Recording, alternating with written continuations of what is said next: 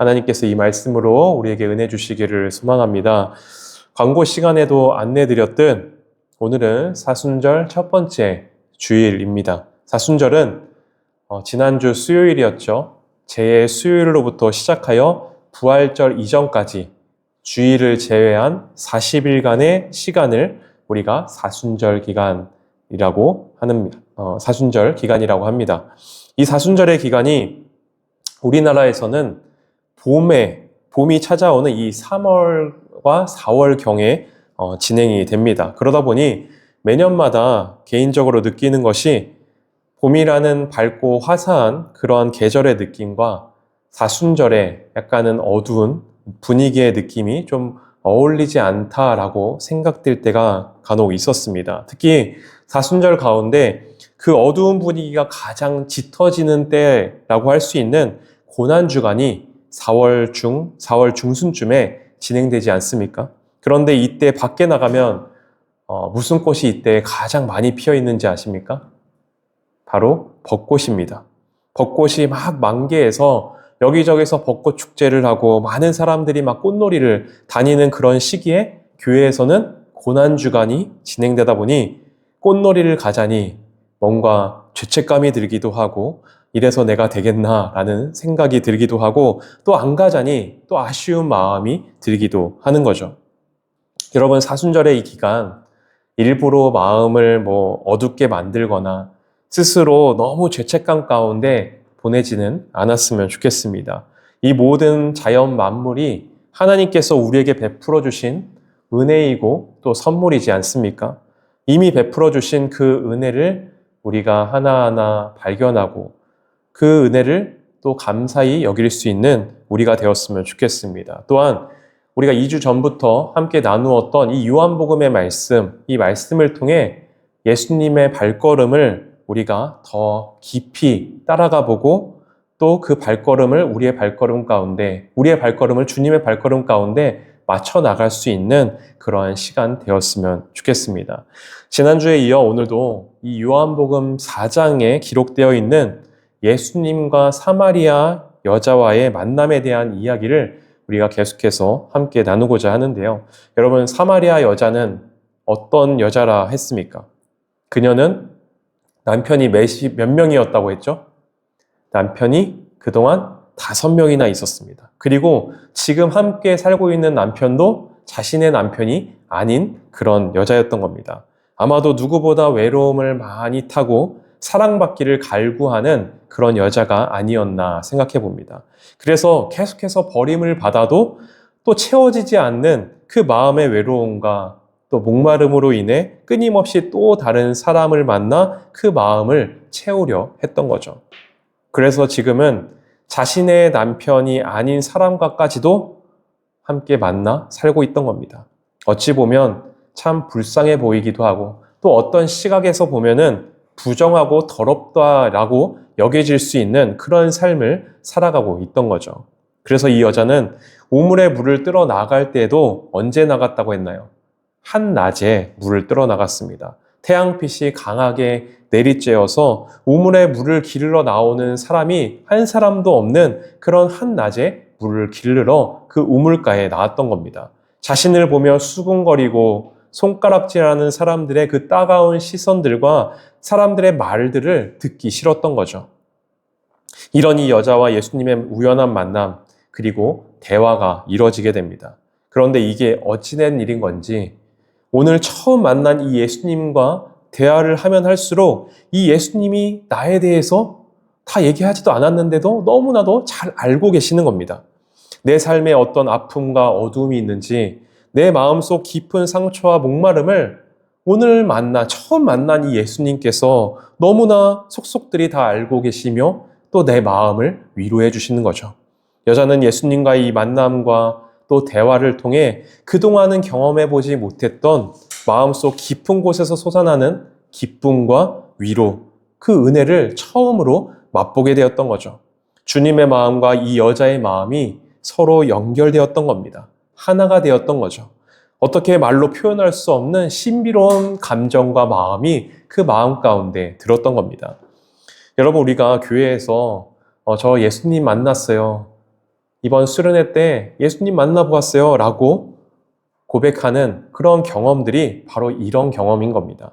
어떤 꿈속에서, 환상 속에서 예수님을 직접 만나고 볼 때도 있지만 대개 예수님을 만났다, 예수님을 경험해 보았다 라고 할 때의 경험은 이렇게 예수님의 마음이 내 마음 가운데 느껴지는 겁니다.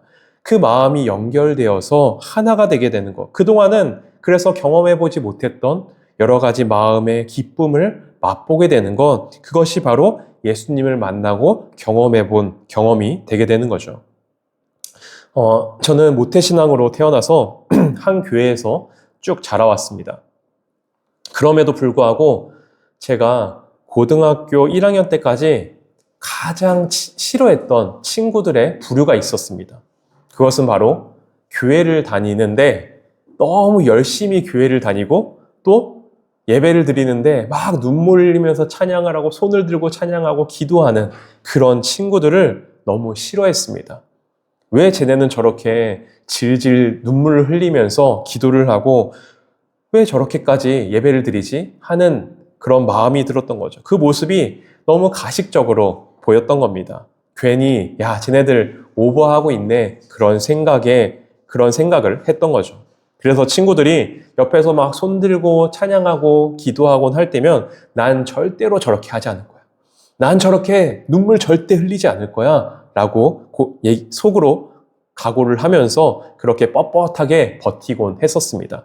그런데 제가 고등학교 1학년 여름 수련회 때 북한에서 선교 사역을 하고 계시는 선교사님의 간증과 말씀을 들으며 처음으로 주님의 나를 향한 그 뜨거운 사랑과 그 마음을 마음속 깊이 느끼게 되었던 거죠. 주님의 마음과 나의 마음이 연결되고 하나가 되는 그런 경험을 하게 되었던 겁니다. 그때부터 제 삶의 많은 부분이 바뀌게 되었고 그 변화된 삶이 지금까지 오게 되었던 거죠. 오늘 본문 말씀에 보면 이렇게 예수님의 마음과 이 여자의 마음이 하나로 연결됨을 경험하게 된 이 사마리아 여자가 오늘 이렇게 이야기합니다. 19절과 20절의 말씀입니다. 제가 읽도록 하겠습니다. 여자가 이르되 주여 내가 보니 선지자로소이다. 우리 조상들은 이 산에서 예배하였는데 당신들의 말은 예배할 곳이 예루살렘에 있다 하더이다 라고 이야기합니다. 여자는 자신과 대화를 하고 있는 이분이 메시아로 오신 분이라고까지는 생각치 못했습니다. 그저 대단한 선지자 중에 한 사람이었다라고 여기며 한 가지 질문을 했던 거죠. 우리 조상들은 그동안 이 산에서 예배를 드려야 한다라고 하며 이곳에서 예배를 드려왔고 유대 사람인 당신들은 예루살렘에서만 예배를 드려야 맞다라고 이야기하는데 도대체 누구의 이야기가 맞는 겁니까? 도대체 하나님께 예배 드릴 때 어디에서 예배를 드려야 하는 게 맞습니까? 라고 질문을 했던 거죠. 여기서 여자가 이야기하는 산은 바로 그리심산인데요. 유대인들에게 차별을 받던 사마리아 사람들은 예루살렘이 아니라 바로 이 그리심산에 성전을 세우고 그리심산 성전에 올라가 예배를 드렸습니다. 하지만 유대 사람들은 이 그리심산에서 드리는 예배를 인정할 수가 없었죠. 때문에 예루살렘에 세워진 성전에서 드리는 예배만 맞는 예배이고 다른 곳에서 드리는 예배는 잘못된 예배라 주장하였던 겁니다. 이 사마리아 여자, 여러 사연도 많고 또 마을 사람들에게 따돌림을 당하며 사람들을 피해서 숨어 살고 있던 이 여자였으나 그럼에도 이 여자에게도 하나님을 향한 그 마음이 있었던 겁니다. 그래서 자신이 갖고 있던 마음의 고민, 해결되지 않는 신앙적 질문들을 예수님께 질문하였던 거죠. 이 여자의 질문이 어쩌면 이 시대를 살아가고 있는 우리의 삶과 맥락에서는 좀 가깝게 느껴지지 않을 수도 있는데요. 이 여자가 갖고 있던 이 질문과 비슷한 질문을 우리의 시대에서도 많이 했던 때가 있습니다. 바로 우리나라에 코로나가 찾아왔을 때입니다. 여러분, 코로나 찾아왔을 때 기억나십니까? 얼마나 무서웠습니까? 그래서 많은 사람들이 이렇게 모여있는 그런 장소가 다 닫히게 되었습니다. 교회도 예외가 될 수 없기 때문에 주일에 예배당에 함께 모여서 예배를 드리지 못하는 그러한 상황이 이어지게 되었던 거죠. 이로 인해 당시 교회 안에서 얼마나 많은 논쟁들이 있었는지 모릅니다. 한편에서는 서로의 안전을 위해서, 서로의 이웃의 건강을 위해서 우리가 힘들더라도 당분간은 온라인 예배로 예배를 전환하여서 예배를 드리는 것이 맞고 온라인 예배를 드리는 것도 예배다라고 이야기를 했습니다. 또 한편에서는 예배당에서 함께 모여 드리는 예배는 절대 멈출 수가 없고 온라인 예배는 예배로서 인정할 수 없다 이야기하였습니다. 그래서 끝까지 그럼에도 불구하고 예배당에 모여 함께 예배드리기를 고수했던 그러한 사람들이 있었던 거죠. 저는 오늘 여기서 당시에 누가 옳고 누가 틀리다라고 말씀드리려 하는 것이 아니라요.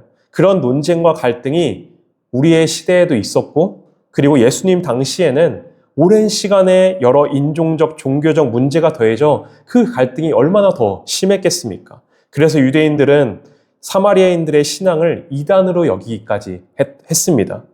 사마리아인들에 대해 이방인과 섞인 사람이라며 민족적 차별을 했을 뿐 아니라 잘못된 신앙, 성전에 대한 잘못된 이해를 갖고 있는 이들이라고 여기며 종교적 차별까지 했던 거죠. 이런 맥락 가운데 사마리아 여자가 예수님께 장소에 대한 질문을 했던 겁니다. 여자의 질문에 예수님께서 이렇게 대답하십니다. 21절의 말씀 제가 읽도록 하겠습니다. 예수께서 이르시되 여자여 내 말을 믿으라. 이 산에서도 말고 예루살렘에서도 말고 너희가 아버지께 예배할 때가 이르리라 말씀하십니다. 유대인과 사마리아 사람들에게는 예배의 장소가 중요했고 그 장소로 인해 갈등하고 논쟁했으나 예수님에게 있어서 예배는 장소가 중요한 게 아니었던 겁니다. 그래서 이 산에서도 말고 예루살렘에서도 말고라고 이야기하시며 너희가 아버지께 영과 진리로 예배할 때가 이를 것인데 그때가 바로 이때라라고 말씀하시죠. 예수님은 장소가 아니라 시간을 말씀하시는 겁니다. 여러분 여기서 이때라 하는 그 시간, 이 시간은 특정한 시간을 가리키기도 하지만 결정적 시간이라는 의미를 함께 갖고 있습니다. 다시 말해 앞서 말씀드린 하나님의 마음과 우리의 마음이 연결되고 하나가 되는 그 순간 우리를 향한 하나님의 사랑을 우리의 마음속 깊이 느끼며 경험되어지는 그 결정적 시간이 바로 예배의 순간이 되게 되는 거죠. 그래서 이어지는 24절의 말씀에 보면 예수님께서 또 이렇게 말씀하십니다. 하나님은 영이시니 예배하는 자가 영과 진리로 예배할지니라. 여러분 여기서 영은 성령님을 말씀합니다. 성령님은 바로 우리의 마음과 주님의 마음을 연결시켜 주시는 분이신 겁니다. 성령님이 함께 하심으로 예수님과 사마리아 여자의 마음이 연결되게 되는 거죠. 그래서 저 깊이 숨겨놓은 마음속 깊은 아픔과 고통까지도 예수님이 알고 계시며 함께 아파하시고 또 자신을 위로하시고 계심을 그 여자는 느꼈던 겁니다. 또 진리로 예배한다는 것은 진리 되시는 예수님으로 예배를 드린다 말씀하고 계시는데요. 진리 되시는 예수님의 마음을 헤아리며 예수님의 눈물이 있는 곳에 우리의 눈물이 거하기를 바라고 예수님의 발걸음이 향하는 곳에 우리의 발걸음이 향하는 것. 그렇게 우리의 삶의 걸음걸음을 내딛어가는 것, 우리의 삶으로 이어져 가는 것, 그것이 바로 진리로 예배를 드리는 것이죠.